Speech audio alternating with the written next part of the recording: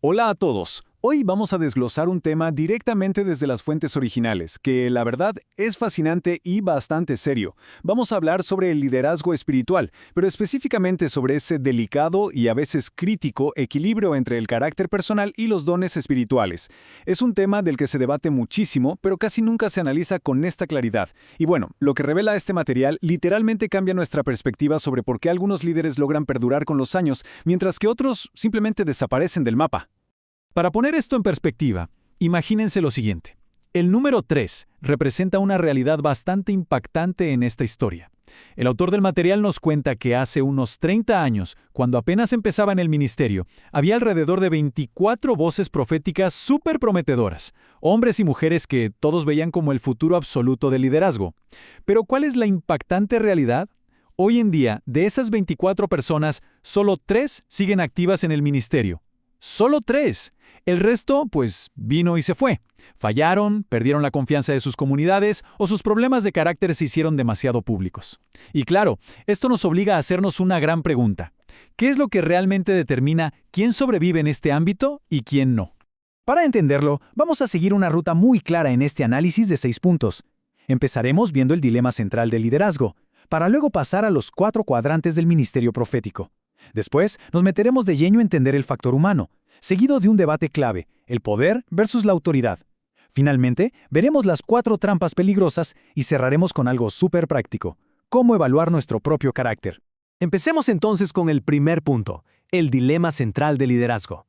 Miren, en el liderazgo espiritual muchas veces pasa algo terrible. Hay una desconexión fatal entre un talento inmenso y un carácter inmaduro. El texto es súper claro en esto. Tener un don increíble simplemente no compensa la falta de madurez. De hecho, los dones sin una base sólida son una receta segura para el desastre.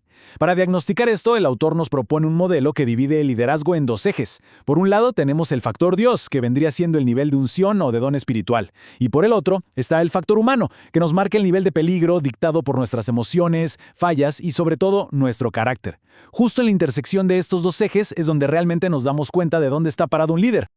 Ahora, pasemos a la sección 2 y veamos los 4 cuadrantes del ministerio profético que salen de esa matriz.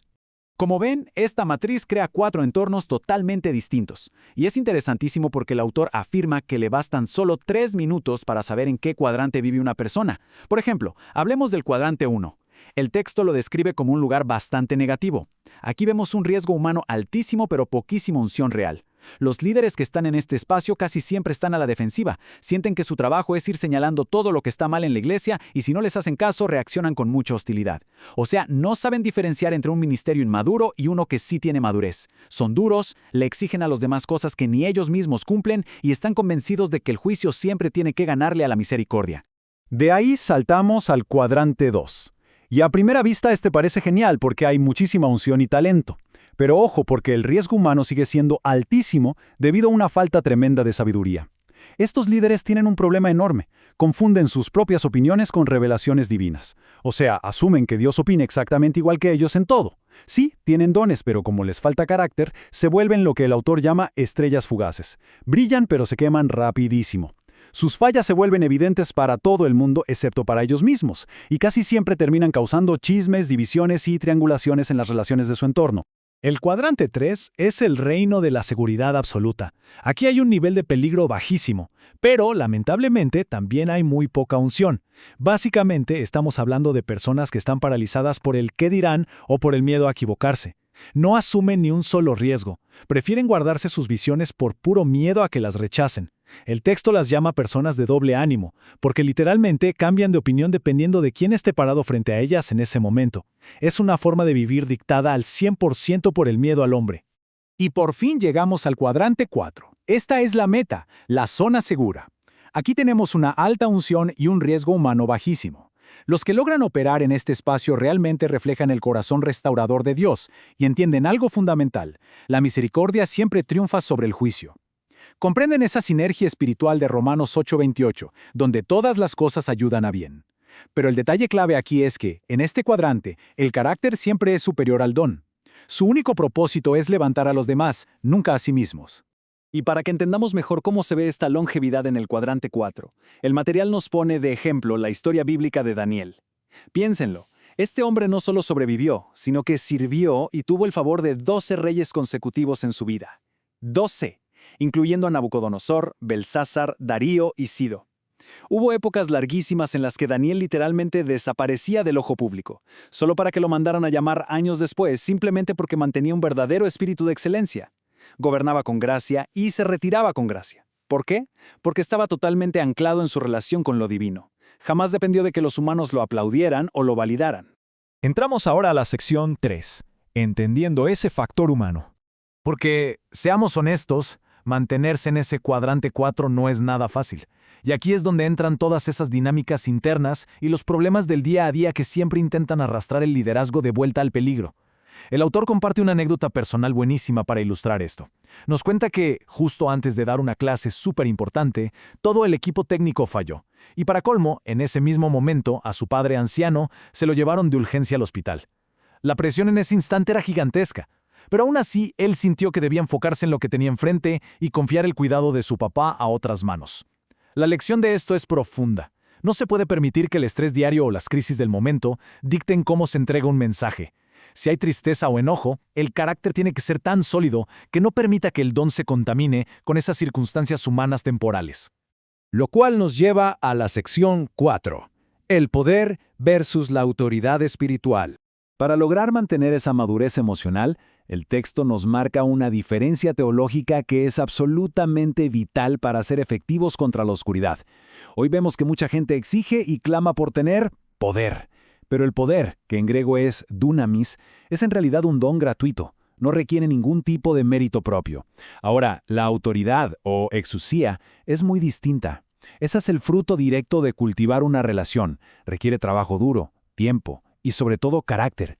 El autor nos recuerda algo escalofriante. Los demonios no le temen al poder, le temen a la autoridad.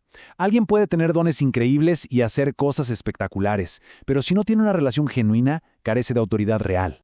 Y el mejor ejemplo de esto lo vemos con Moisés. En el libro del Éxodo, después de hacer milagros impresionantes llenos de poder, ¿qué hizo Moisés cuando estuvo frente a Dios? No le pidió más poder. En vez de eso, le pidió conocer sus caminos para poder conocerlo a él de verdad. Prefirió 1000 veces entender el carácter de la divinidad antes que solo presenciar manifestaciones destructivas de gloria. Es un contraste tremendo con lo que pasa hoy en día, ¿verdad? Paradójicamente, hay líderes que buscan desesperadamente el poder y la fama, pero sin tener una relación real con el Dios al que afirman representar. Pasemos a la sección 5. Hablemos de las 4 trampas peligrosas. Miren, cuando sustituimos esa relación profunda por la simple adrenalina de usar nuestros dones, nos volvemos súper vulnerables a las trampas externas. El autor resume estas caídas en 4 áreas peligrosas: dinero, gloria, chicas y chicos.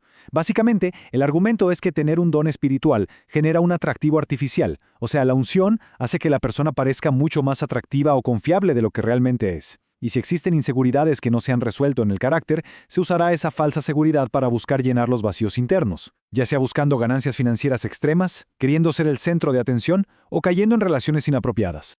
Y peor aún, abusar de este atractivo nos lleva directo a la manipulación. El texto cuenta una historia muy trágica sobre esto. Trata de un joven profeta muy talentoso que a la mitad de una sesión donde estaba dando mensajes a varias personas, de repente se detuvo y dijo que estaba demasiado cansado para seguir. Cuando el pastor le preguntó qué necesitaba para continuar, el joven le contestó que le faltaba motivación y le pidió que le comprara una chaqueta deportiva carísima que habían visto esa misma mañana. Estaba literalmente intercambiando y manipulando su sensibilidad espiritual por cosas materiales. Obviamente el pastor cortó la sesión ahí mismo. El autor nos cuenta que este joven se desvió totalmente de su propósito y falleció tiempo después. Es un recordatorio sumamente triste de lo que pasa cuando se malutiliza un don. Y finalmente llegamos a la sección 6, evaluando nuestro propio carácter. Porque saber de memoria todos estos riesgos intelectualmente no sirve de absolutamente nada si no se hace una reflexión brutalmente honesta sobre el propio carácter. La madurez espiritual exige rendición. El autor relata un momento de confrontación personal donde entendió algo fuertísimo, y cito: «Ya no tienes derecho a tener la razón, solo tienes derecho a estar quebrantado». Muchas veces, en posiciones de influencia, existen opiniones intransigentes y un espíritu de contienda. Pero la verdadera madurez significa soltar esa necesidad inmensa del ego de ganar discusiones teológicas y, en su lugar, abrazar un espíritu humilde y contrito. Se trata de buscar la verdad, no de alimentar el orgullo intentando tener siempre la última palabra. Entonces, ¿cómo medimos esto en la vida real? El material nos da marcadores de carácter que son súper prácticos. No se trata solo de cuántas horas alguien pasa estudiando teología, sino de cómo se maneja la vida diaria. Evalúa cosas como, ¿se puede mantener un trabajo estable? ¿Hay compromiso con la calidad? ¿Se es puntual? ¿Cómo se trata a la familia? Hay un detalle en el texto que es revelador, y es que la forma en que se responde a las tareas inconvenientes, como sacar la basura al final de un día agotador, refleja exactamente la forma en que se responde a la divinidad en situaciones incómodas. La espiritualidad genuina al final del día se demuestra en los actos cotidianos. Todo esto nos deja con una profunda reflexión final. Para cualquiera que esté expuesto a roles de influencia, este análisis lanza una pregunta bastante provocadora. ¿Qué emociones están impulsando el liderazgo ahora mismo? ¿Y cómo están afectando el mensaje que se entrega? Antes de siquiera intentar hablar en nombre de algo más grande, es imperativo anclar nuestro mundo interno. Asegurarnos de que operamos desde la integridad de una relación real, desde ese cuadrante 4, y no simplemente empujados por la inercia de un talento. Así que les dejo esta incógnita para que la piensen. ¿De dónde proviene realmente el liderazgo que ejercen cada día?